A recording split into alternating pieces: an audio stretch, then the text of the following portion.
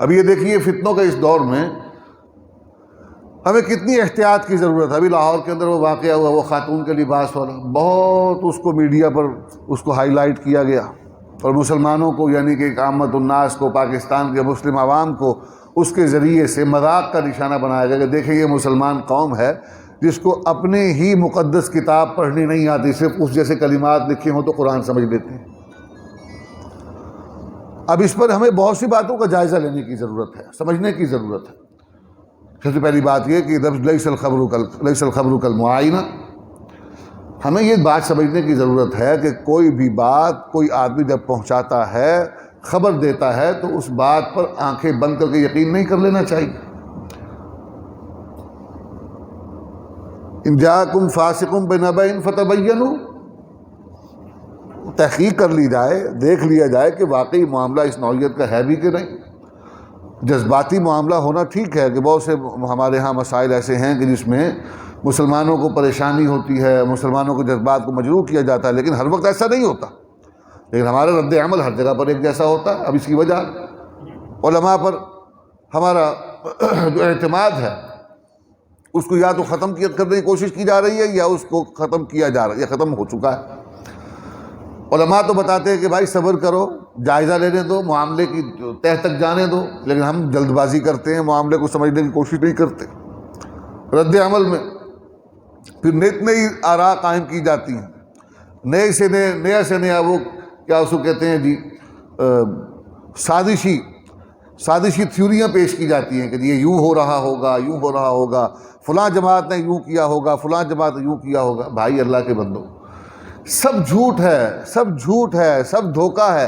آپ نے دیکھا، آپ کس پر اعتماد کر رہے ہیں؟ ہما شما پر. آپ کس پر اعتماد کر رہے ہیں؟ یہ جی حامد میر کہہ رہا ہے، یہ کون؟ یہ شاہ زیب خانزادہ کہہ رہا ہے، یہ کون جی؟ یہ صافی کہہ رہا ہے، یہ کون جی؟ پتہ نہیں کوئی اور ہے، یہ کوئی اور ہے، یہ بولنے والی، یہ بولنے والا. ان پر اعتماد کر رہے ہیں. ان کی بات، ان کا تو مطلب ان کا حال یہ ہے کہ تھا ابھی بیان کچھ، ابھی کچھ بیان ہے، گویا تمہاری زبان کے نیچے زبان ہے. پل پل بدلتے رہتے ہیں. ان پر کیا اعتماد کرنا آپ نے؟ سوشل میڈیا ہو یا ہمارا مین سٹریم میڈیا، اس کا بنیادی مقصد لوگوں کو دھوکے میں رکھنا، حقائق سے دور کرنا ہے. لوگ حقیقت سے دور ہوتے جا رہے ہیں. میڈیا آزاد ہو گیا، لوگ حقیقت سے دور ہو گئے.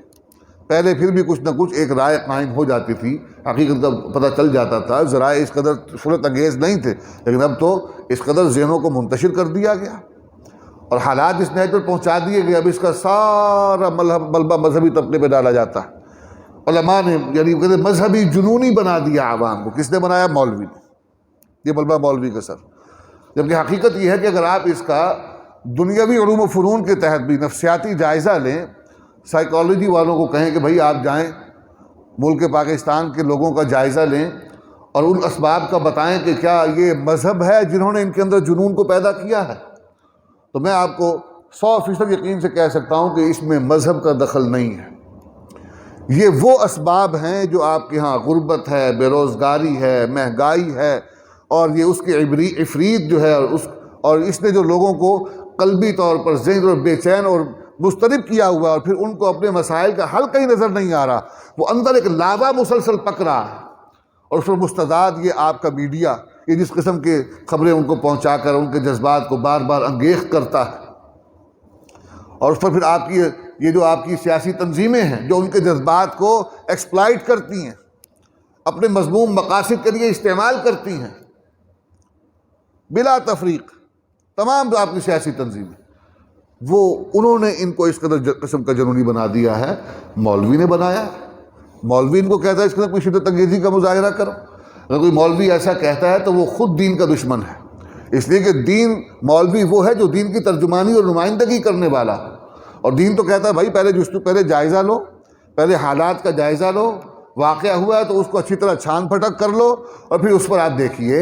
ہم تو آئین کی بات کرنے والے، ہمارا تو مطالبہ یہ ہے کہ پاکستان کو جو آئین دیا گیا علماء کی محنت سے، اس آئین کے مطابق ملک کو چلایا جائے.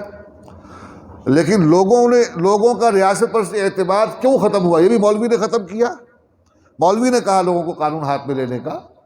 مولوی نے تو کردار ادا کیا. شبیر احمد عثمانی، خود ہمارے بزرگ ابو ذر بخاری رحمہ اللہ، جی تمام مکاتب فکر کے لوگوں نے مل کر 23 نکات عرف عام میں 22 نکات جو تھے یہ آئین قرارداد مقاصد کے نام پر یہ آئین پاکستان کا حصہ بنوایا۔ مولوی نے تو یہ کردار ادا کیا ہے، مولوی نے تو پاکستان کی ترقی اور تحفظ کی راہ اختیار کی ہے، اور یہاں سارا ملبہ اس پر گرایا جانے کی کوشش کی جاتی ہے۔ یعنی اس کا اگر کوئی مثبت کردار بھی ہو تو وہ نہیں بتایا جائے گا، اس کو پردہ میں رکھا جائے گا۔ اب اس واقعے کے اندر خود اس پولیس آفیسر جو خاتون ہے اس کا کہنا ہے کہ بھائی وہ جو وہاں پر علماء تھے انہوں نے ہمارے ساتھ تعاون کیا، وہ اگر نہ ہوتے تو حالات کو سنبھالنا دشوار ہو جاتا۔ انہوں نے بڑا اچھا کردار ادا کیا، بڑا اہم کردار ادا کیا، لوگوں کو سنبھالنے میں ہمارے ساتھ بڑا تعاون کیا انہوں نے۔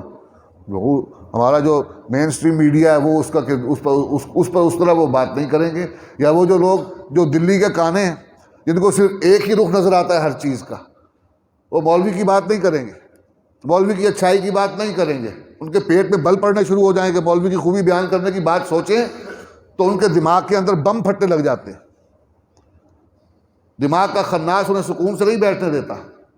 مولوی کا لفظ اور مولوی مذہبی، یہاں پر صرف ایک ہی بات، مذہبی ہے تو انتہا پسند، مذہبی ہے تو جنونی ہے، مذہبی ہے تو دقیانوس ہے، مذہبی ہے تو بیکورڈ ہے۔